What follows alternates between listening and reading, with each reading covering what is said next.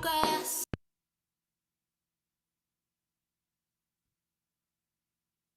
Why fight it? I don't know how to say it, but I know that I know you're no good for me. We could try a million ways. Never gonna change things. Don't know how to say it, but I know that I know you're no good for me. I'm hungry for progress. The quiet now is deafening. You know it. Resisting. Moved underground. How long can you? Why fight it? I don't know how to say it, but I know that I know you're no good for me. We could try a million ways. Never gonna change things. Don't know how to say it, but I know that I know you're no good for me.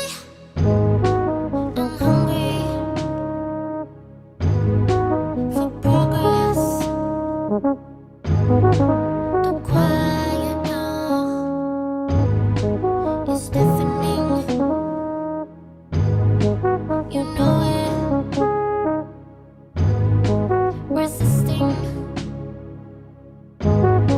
Moved underground. How long can you run for? Why fight it? I don't know how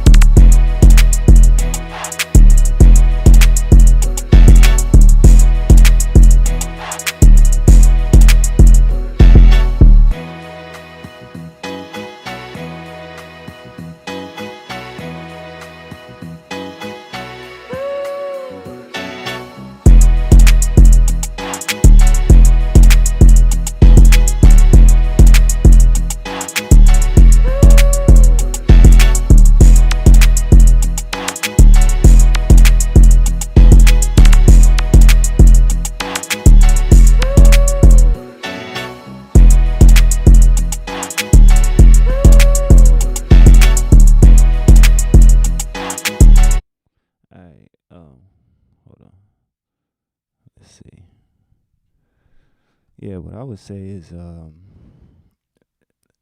mainly like I like the way you flip the sample, but I would say that the mix could probably be a little bit better. Like the kick is like a little hot. You can even look at it.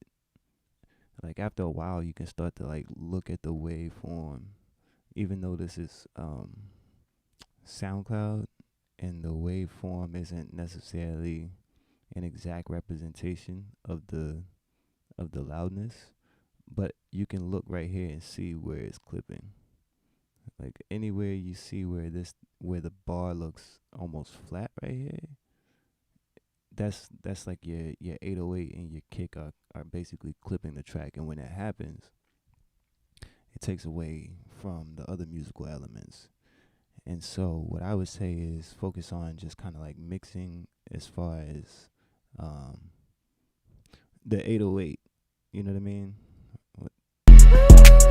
You use the kick as an 808, right? Basically, like instead of having like a long 808 with a 808 with a long release time, something like this. Um, Instead of doing something like this,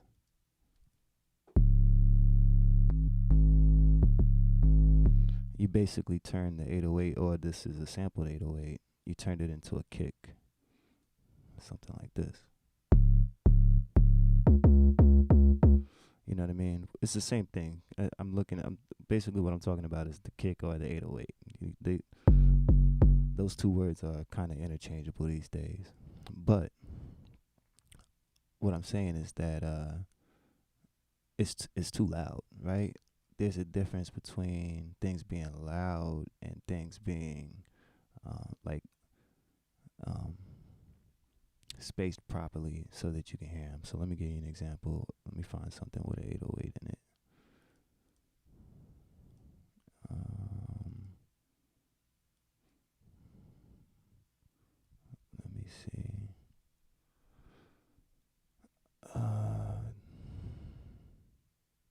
I'm trying to think of something that's kind of like what you got going on.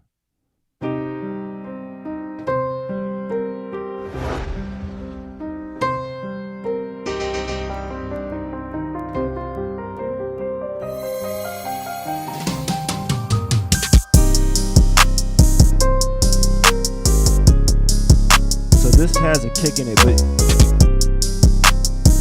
you can hear how low the 808 is tucked underneath there, right? And that's so that it doesn't compete with the piano. And what you're looking for is if we pull up an EQ and we play at 808, you can look at the bandwidth, right? Depending on what key it's in and where it's played at, you can look at a EQ and see what space it wants naturally, right? So this 808 wants the 200 space, the 100 space, and everything below 50. That's what this naturally wants before I do anything to it. If you just look at it, right, you can see what space it wants. If I play it at a higher note, that space kind of changes. So this is the space that this 808 wants to occupy. Anything else in this space, whenever this 808 hits, is going to get drowned out, right? You can't have two of the same frequencies in the same space. And that's, you can see that when an opera singer sings at a glass and she breaks the glass, that's what happens. They're singing at the same frequency as that glass, and because two things can't exist in the same space and at the same time, one of them got to cancel out. And so that's what happens in music too. Um, I feel you, and signature is cool. I'm just giving you my feedback based off of what I know, right? None of this is like permanent, right? Like you could do whatever you want. Um, like it doesn't, you know what I mean? Like there's rules, but there's no rules. The When it becomes important to know the difference and know, um, yeah, that's why. Um, So the glass has a natural frequency, right? Everything has a natural. You got a natural frequency. Everything has a natural frequency, and if they can't, you can't be in the same space as somebody else, right? Like you can be next to somebody, but you and somebody else can't be in the same exact space at the same time. That's the same thing, the way this works. So if I was to play a low piano, if I come up here to the Phantom and play a low piano, or if I even just look at this piano, right? This isn't even a piano. This is just like some weird kind of orchestral thing. But if I look at the frequency of this, you can see that this wants the 100 space too, right? So if I was to play that same 808, whenever this plays at the same time as that 808, this frequency right here is going to get phased out. So what you need to do is you need to decide who gets that space, right? So because the 808 would be more important usually, you would start kind of ducking this space. A lot of producers, what I see they do when they EQ, they do this shit. It's like, nah, that's not, you know what I mean? This is bad. If you got to do this, that means you're trying to make that area louder, right? You shouldn't necessarily have to do that. What you would want to do is take away from the spaces that are competing with other instruments, right? So you would actually duck the 100 on this, so that when you play an 808 with it, let me go back to my 808.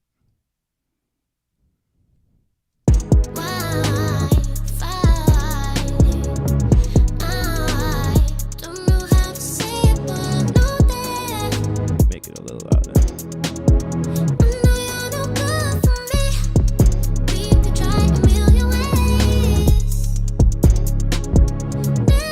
So here, let me show you. Let me take the drums out and her. So right now I'm ducking it, right? So you'll be able to hear it. Go back to massive.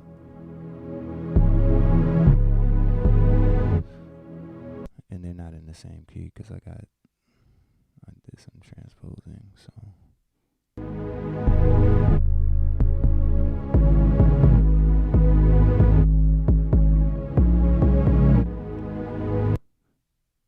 Yeah, and that's cool, man. Like, and that's good, bro. It's good that you kind of learn these things early.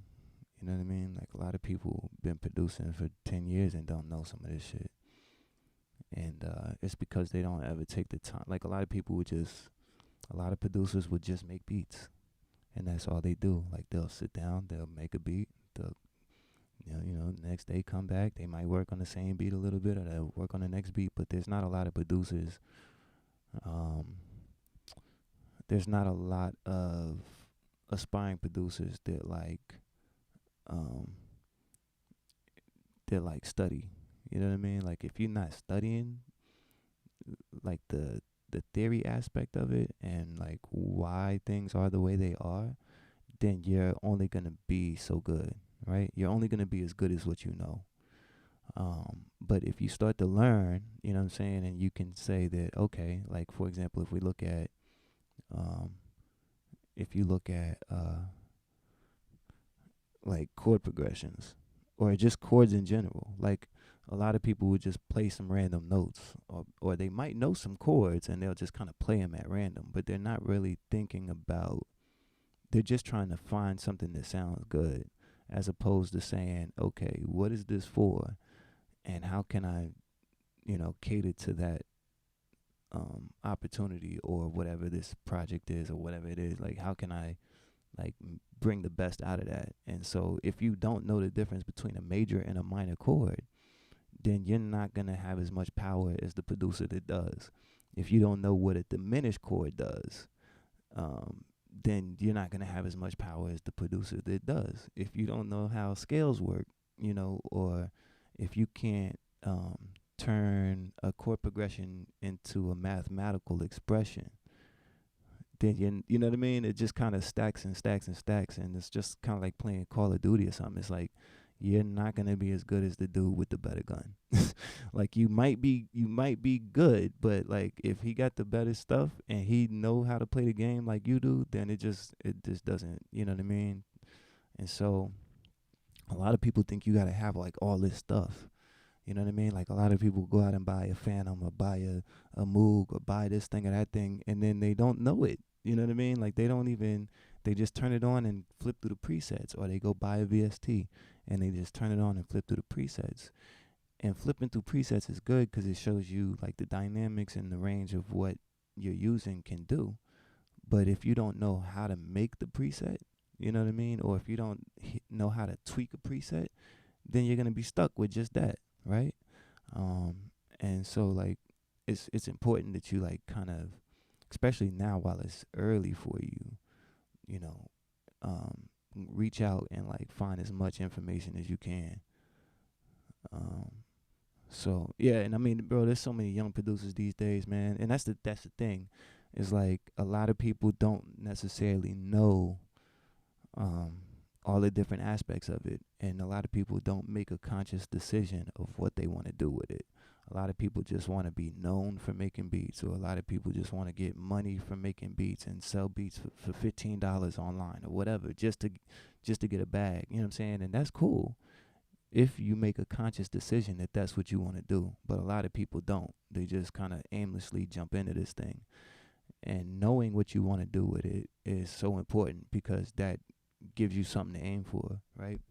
Like if you want to produce on a professional level and you want to be able to get placements and things like that, then you're going to have to be able to at least get your mix as good as the other dudes that's sending shit in, right? Like if your mix isn't as good as my mix and we're both submitting stuff for the same opportunity, chances are I'm going to get it, right? Unless your composition is just way better and they're going to pay somebody else to mix it, or like whatever the case may be. But if what I'm submitting is already closer to what they're looking for, then I win. It's just as simple as that. It really is. Like on the business side of it, unless you know somebody. That's cool. That's, you know, it's good that you found something to kind of occupy that time, man. That's constructive and can like, you know, you can really benefit from. Even if you just do it as a hobby, man. There's so much you can learn and so much fun you can have. But if you decide to take it a step further, and start producing professionally, then you know, it's a whole nother ball game. But like I said, to get there and not feel like it's like just an uphill battle, you gotta like study. You know what I mean? The more you know, the more you're empowering yourself to win.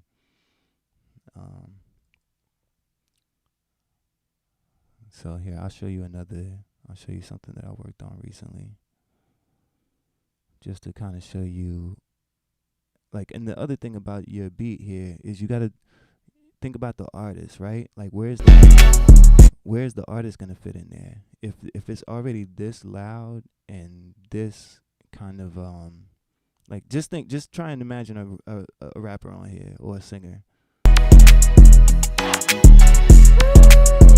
You know what I mean? Like, you don't want to fight the artist, right? You want to give them space to work. And I feel like this, you know, would be difficult for a lot of artists to be able to find a pocket in. Let's see here.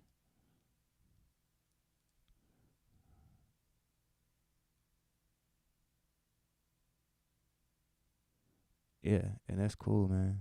You know what I mean? You in the process of figuring out, and you doing it the right way. Just kind of explore the, you know, different avenues and opportunities that come with each one, and you know, you'll figure it out. You could probably do all of them. You know what I mean? But so here's something that I worked on recently. And you can see this composition has a lot of stuff going on, right? So if I didn't know a little bit about mixing, then this wouldn't work, right? This would sound crazy, right?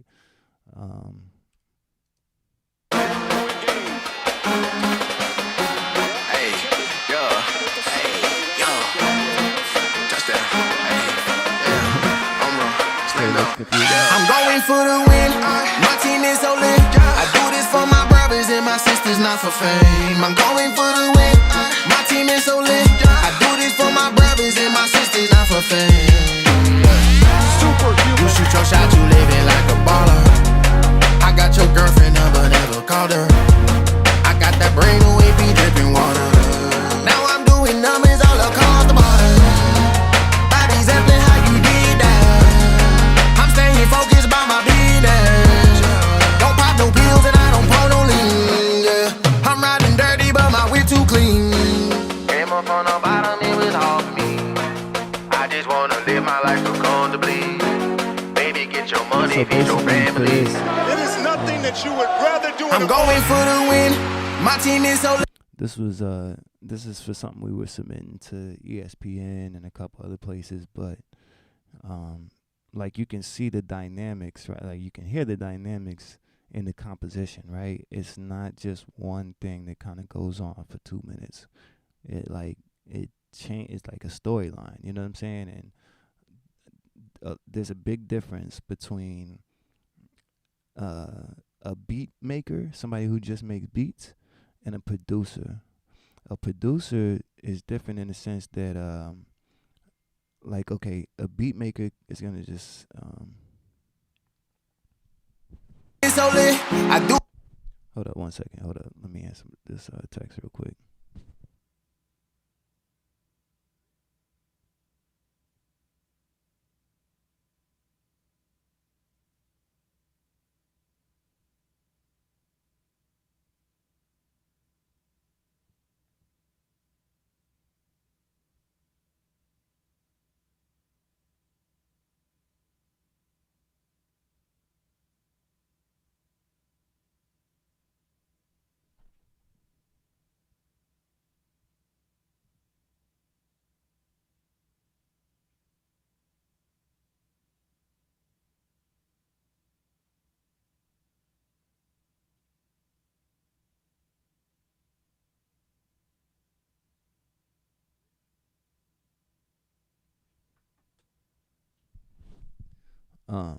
So yeah, I was saying a beat maker is gonna have a folder full of beats, and they're gonna just, you know, send beats and send beats and send beats, right?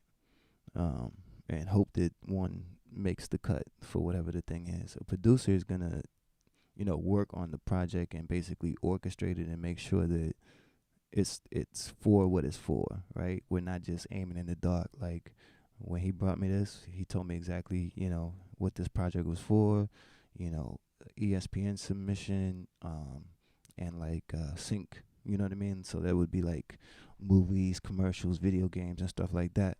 And he told me the concept, you know what I'm saying? And so I had to bring it to life. And so what I did is I went to YouTube and I downloaded this clip of some NBA highlights, and I dropped it into Logic.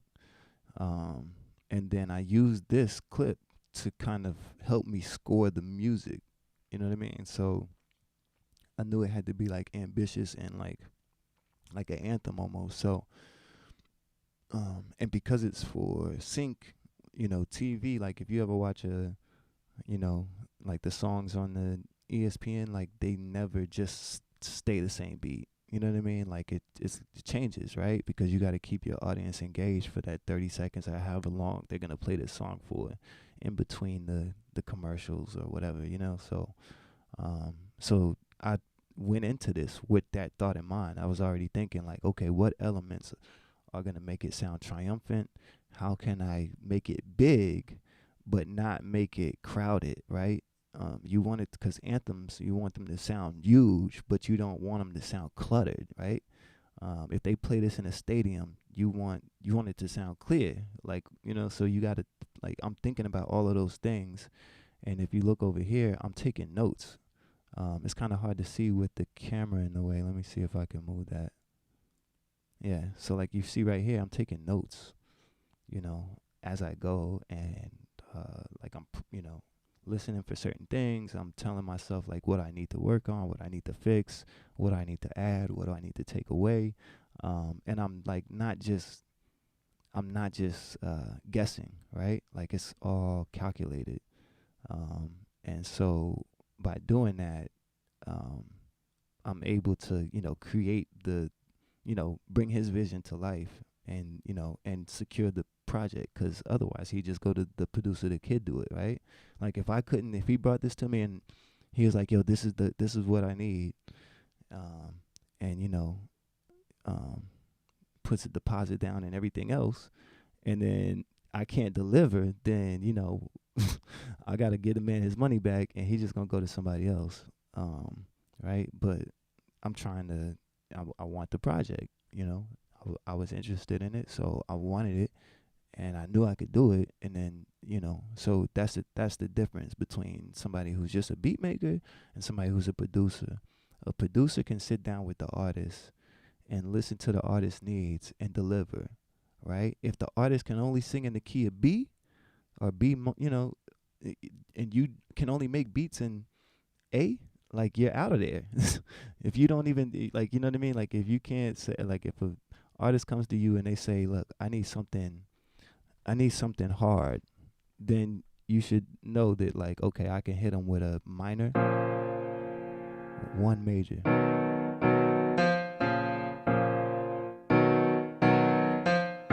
If that same artist says, I need something jazzy, I need to be able to take that and go,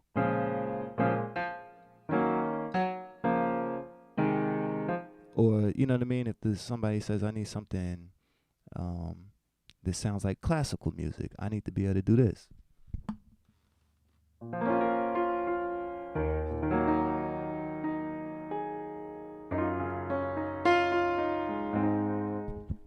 And you don't necessarily need to know how to play the keys to be able to do that, right? Like, if you can come in the piano roll and make it happen, or whatever however you can do it, right? Like, you need to know what makes those elements happen, right? And that comes from listening to music. Like, don't just listen to rap. If you're a rap listener, like, listen to everything. Listen to country, listen to shit from overseas, because overseas people appreciate music differently, and you're gonna hear things that you wouldn't hear, in the U.S. You're gonna catch ideas and things like that you would never think were possible in music. But if you just kind of limit yourself and just stay in the box and stay in your studio and just make beats all the time with what you know today, like, then you're always just gonna be as good as you are today. You know what I mean? So, here, I'll let this rock. Don't pop no pills and I don't pour no lean, yeah. I'm riding dirty, but my whip too clean. Came up on the bottom, it was hard for me. I just wanna live my life so comfortably. Baby, get your money, feed your family. It is nothing that you would rather do. I'm going for the win. My team is so lit. I do this for my brothers and my sisters, not for fame. I'm going for the win. My team is so lit. I do this for my brothers and my sisters, not for fame. I'm going for the win. My team is so lit. I do this for my brothers and my sisters, not for fame. I'm going for the win. My team is so lit. I do this for my brothers and my sisters, not for fame.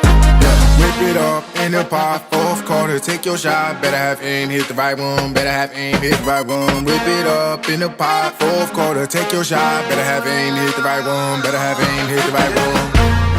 The way she flexing got me like ooh-wee, yeah. Tryna ice my bag up with a brand new piece, yeah. Everything in history in the major league, yeah. Me and Mrs. Zeppelin, we got going for the wins, yeah. My team is so lit. I do this for my brothers and my sisters, not for fame. I'm going for the win. My team is so lit. I do this for my brothers and my sisters, not for fame. I'm going for the win. My team is so lit. I do this for my brothers and my sisters, not for fame. I'm going for the win.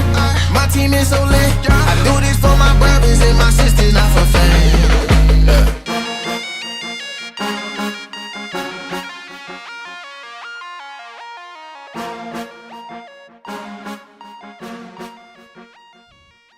All right, now let me show you a couple things. If you notice, let's just take a quick look at the EQs that I have going on. And I want you to note how many times I do a gain, right? There's one here on the kick, like right around 90. hertz. You know what I'm saying? But other than that, everything else is ducking. I'm taking away parts of the kick that don't need to be there because other elements need it, right? So this is the kick too.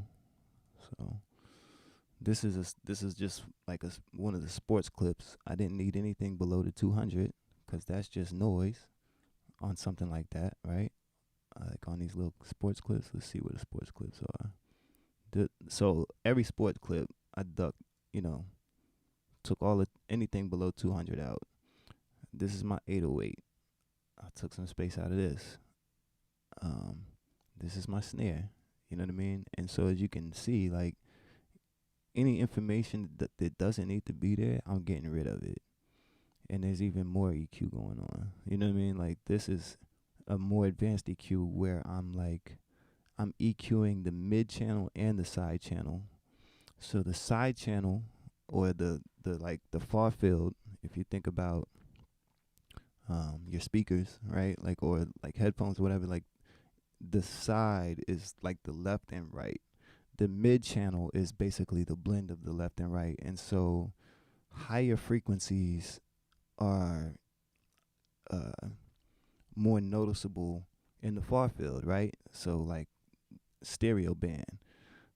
Kicks and 808s and things like that use more of the mid channel. Lower frequencies usually use more of the mid channel. And so because I know that, I can take this a step further and tell it like, yo, I want to, everything past 200, I just want to take out the side channel.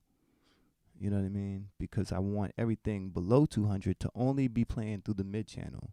And so that adds additional clarity, right? If I do this the right way. Now, if you just come in here and start messing around, like you can make shit worse than it is. But if you kind of have some knowledge of like, yo, okay, why am I doing what I'm doing?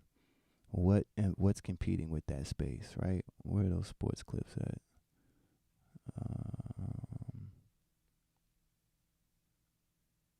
Right here.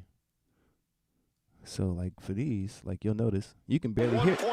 You can barely hear it in the beat. Walton can tip it. Bryant with the save. Oh, you gotta get a shot here. I'm gonna play the beat again with, like, you know what I mean, so that you can hear this. But these are just additional elements. Superhuman. To add to that mood that I was trying to It create. is nothing that you would rather do in an off.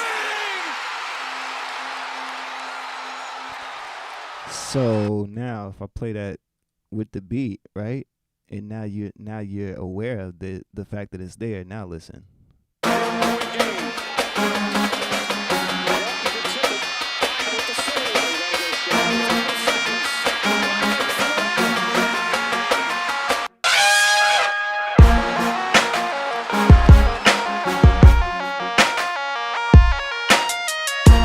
Notice how you only barely know it's there because I'm trying to trigger an emotional response. I don't necessarily need you to hear it and your focus go there. I just needed to big up the project, right? It's just an element to big it up, right? I don't want you to just know. I don't want you to necessarily even know it's there. You know what I mean? Superhuman.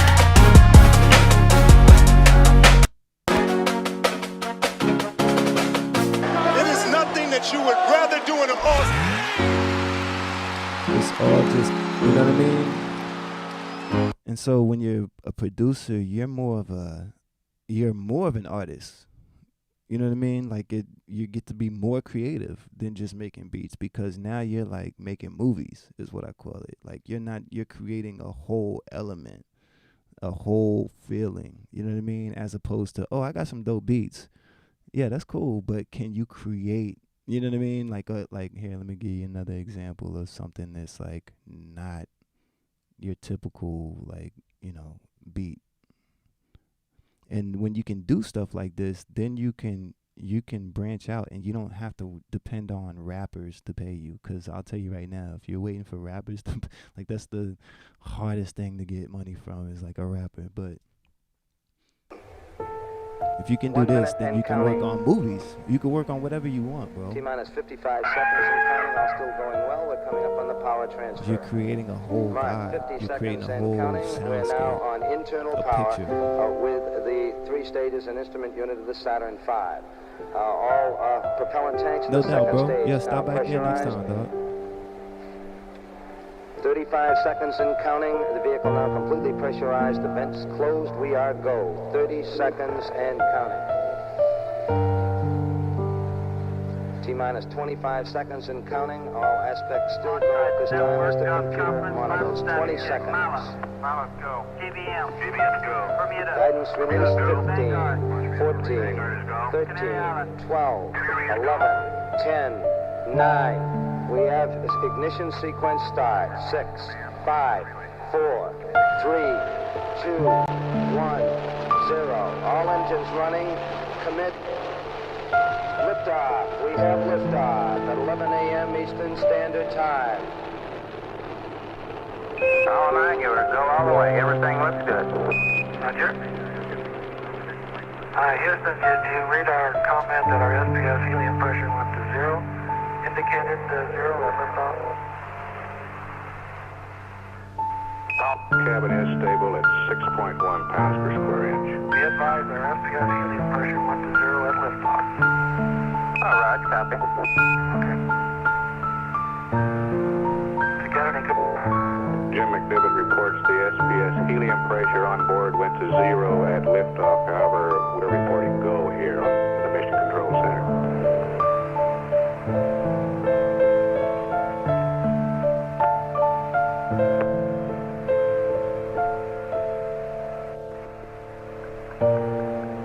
...225 miles downrange now, 75 miles high, 11,700 feet per second. And Apollo 9, it's 5 minutes. Everybody's happy as a clam here. Looking good. So are we. Looking for S2 cutoff about 8 plus 55.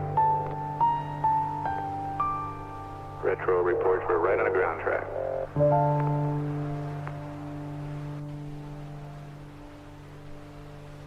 S2 cutoff.